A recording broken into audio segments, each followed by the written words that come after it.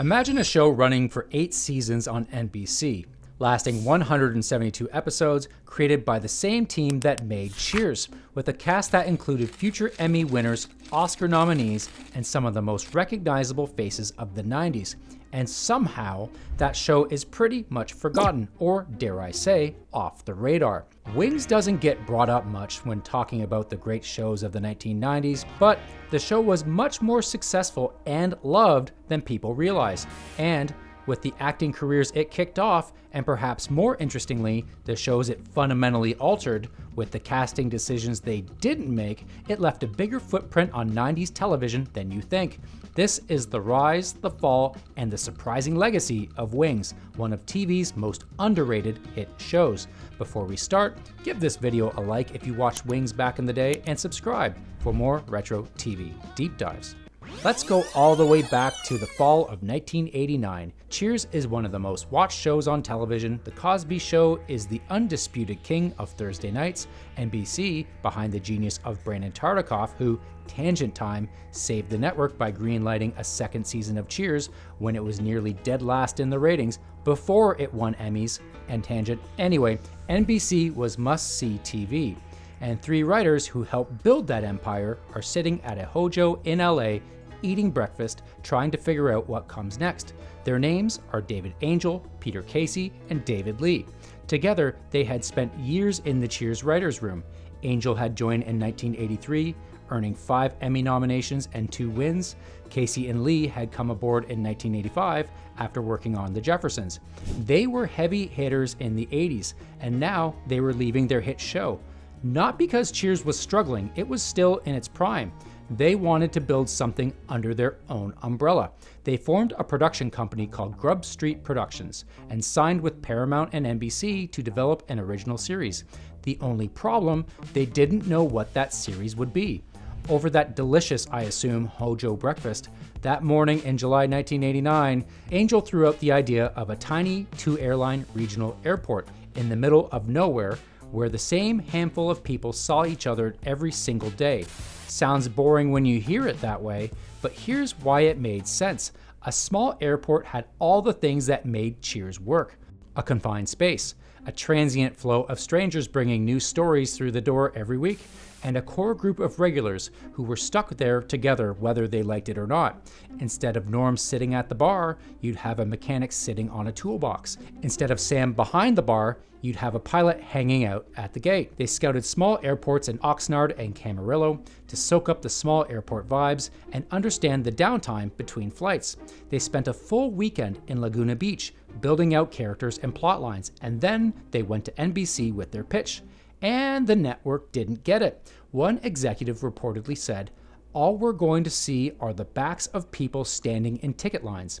So the creators literally sketched out the terminal layout on paper.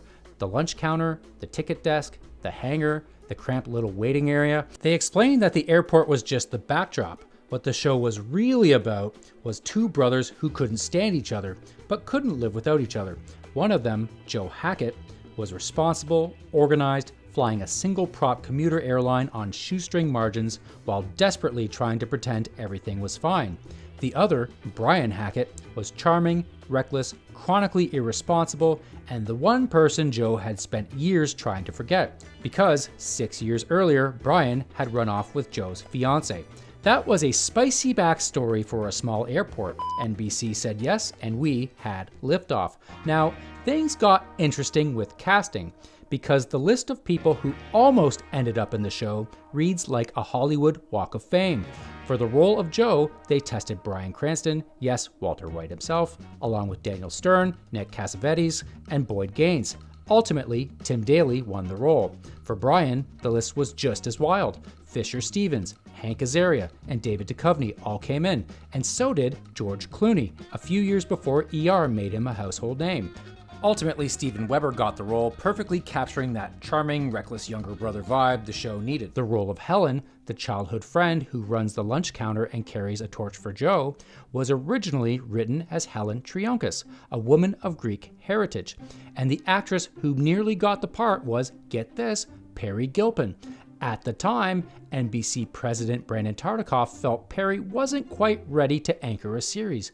The role was rewritten around Crystal Bernard, a Texas native whose warmth and chemistry with Tim Daly made the Helen Jo slow burn one of the show's most reliable engines. So a few butterfly effects with this role. If Perry gets the role as Helen, she doesn't get the role of Roz on Frasier.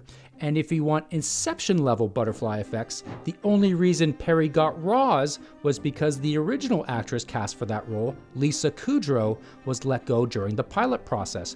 Without Lisa Kudrow losing the role of Roz, there'd be no Phoebe as we know it on Friends. Wild stuff. But wait, there's more.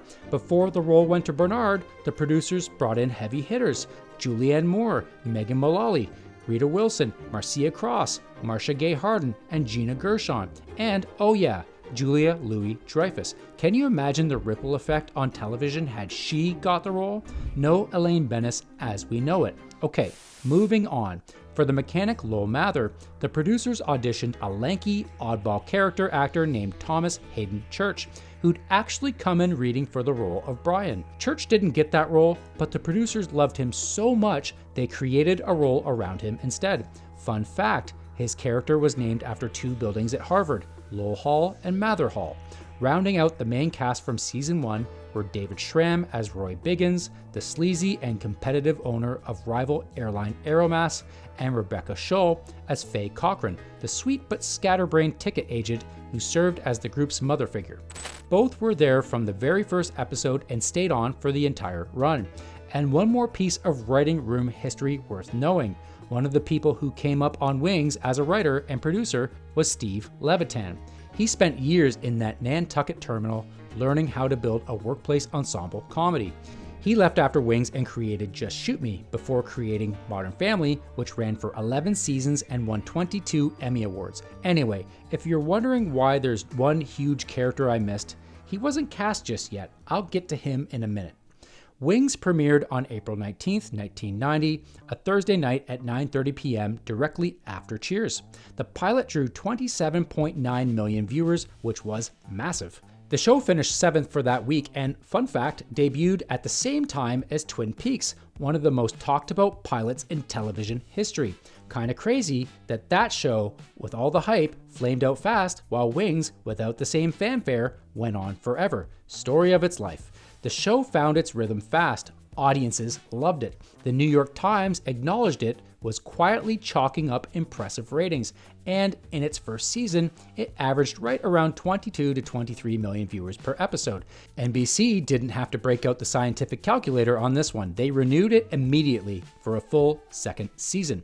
Season 2 moved to Fridays at 8:30 p.m., but the show continued to draw solid audiences. The show's setting made it easy for cameos. Norman Cliff from Cheers, for example, showed up in an episode to go fishing on Nantucket. The second season drew roughly 18 to 19 million viewers per episode on average. Not quite the monster numbers of its Thursday debut, but strong enough for NBC to order a full third season. But the best was yet to come, because a one-off waiter who showed up in the second season would become the star the show never expected. Tony Shalhoub was a working theater actor with a handful of TV credits, but his appearance as the waiter was charming and instantly memorable, in a way supporting characters almost never are. The producers brought him back, and then they wrote him in as a series regular starting in season 3, a hapless immigrant cab driver named Antonio Scarpacci. And he instantly elevated the show. Season 3 peaked at number 18 in the Nielsen rankings, a top 20 show in a competitive time slot. There was a cool coordinated crossover with Frasier and Lilith arriving to run a seminar, clashing beautifully with Helen in an episode so good that Kelsey Grammer received an Emmy nomination just for the guest appearance. The same night that episode aired, a Cheers episode aired with Frasier mentioning he was heading to Nantucket. Pretty cool. The show remained at cruise altitude in seasons 4 and 5, finishing 18th again in season 5. Farrah Fork joined the cast in season 4 as Alex Lambert, a helicopter pilot and Brian's love interest, before departing after season 5. But that wouldn't be the biggest departure the show would have to deal with. At the end of season 6, Thomas Hayden Church left. He'd been offered the lead in a Fox sitcom called Ned and Stacy, and he took it. Wings addressed his exit with a guest appearance early in season 7, closing out Lowell's storyline by sending him to the witness protection program after he witnessed a mob hit, which is honestly a perfect ending for Lowell Mather. His orange work cap got nailed to the hangar wall and stayed there until the finale. Ned and Stacy lasted 2 seasons and was cancelled in 1997. At the same time Ned and Stacy ended, Wings was running out of altitude. In season 8, the ratings had slipped dramatically. The show ranked 76th, or by some trackers as low as 93rd, in a television landscape that was rapidly fragmenting. And in May 1997, after 172 episodes and 8 seasons, Wings ended.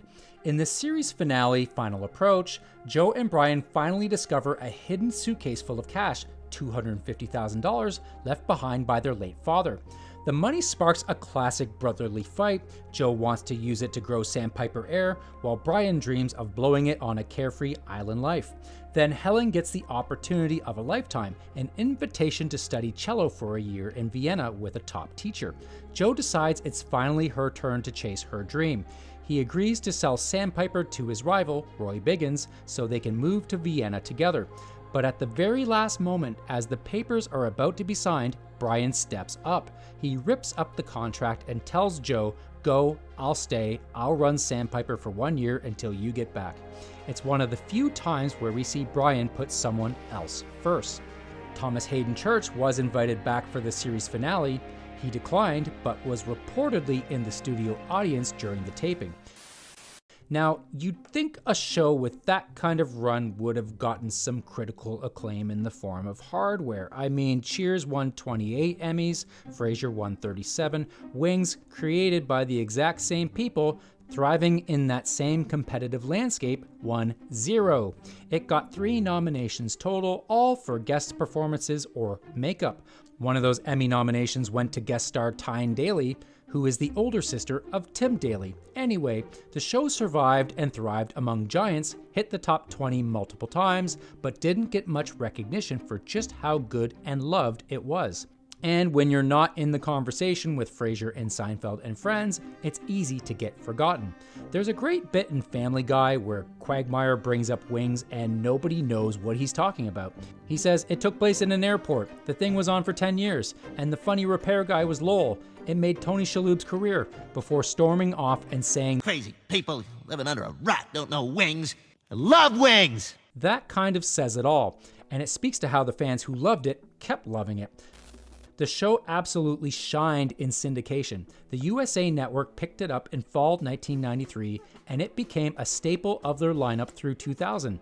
Between traditional syndication and streaming platforms such as Paramount Plus and Pluto TV, the show's been enjoyed by fans for decades after the show's cancellation, and through syndication, it became appreciated for what it was: solid, funny, cozy, comfort TV. A warm hug from the 90s, if you will. Tim Daly, when interviewed by the AV Club, said this: "I don't know why we didn't get the credit we deserved at the time, but it's odd. Now people think of it as a classic TV show. At the time, nobody cared about it that much, but you know what? It doesn't matter. I'm just really proud to have been in it." The main cast members took different roads after the show ended. Tony Shalhoub, the one-line waiter who became a series regular, left Wings and went on to star in Monk, a detective drama about an obsessive-compulsive former detective solving crimes with an anxious attention to detail. That show ran for 8 seasons and won 3 Emmys. Thomas Hayden Church transitioned to a successful film career, earning an Oscar nomination for Sideways in 2004 and playing Sandman in Spider-Man 3. I personally like him the most as the CEO of Brondo in Idiocracy. Anyway, Tim Daly became the voice of Superman in DC animated films. He starred in The Sopranos, Private Practice, and Madam Secretary, where he fell in love with his co-star Téa Leoni, whom he married. Steven Weber played a lot of smaller roles after Wings, but is now a main cast member on Chicago Med, playing Dr. Dean Archer for 105 episodes, his longest run on a show since Wings. Crystal Bernard had a quieter career acting in made-for-TV movies and ultimately leaving the entertainment industry in 2008 to focus on her music and personal life. And then there's the tragedy of the show's creator, David Angel. He and his wife Lynn were aboard American Airlines Flight 11 on September 11, 2001, the first plane that hit the World Trade Center.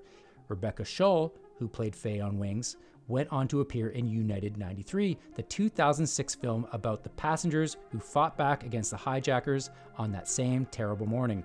A fitting tribute to the man who created a show that 30 years later is still fondly remembered. It may not have been the loudest or flashiest show of the 90s, it didn't spark nationwide water cooler moments, but it did something just as special. It showed up week after week and quietly became the kind of show you look forward to. A little airport terminal full of characters who felt like old friends, funny, flawed, and comforting. That's why it still resonates. In a world of loud, edgy comedies and high-concept dramas, Wings was simply nice, warm, reassuring, the kind of sitcom you can put on after a long day and just smile. And if this video made you smile, give it a like. Thanks for watching.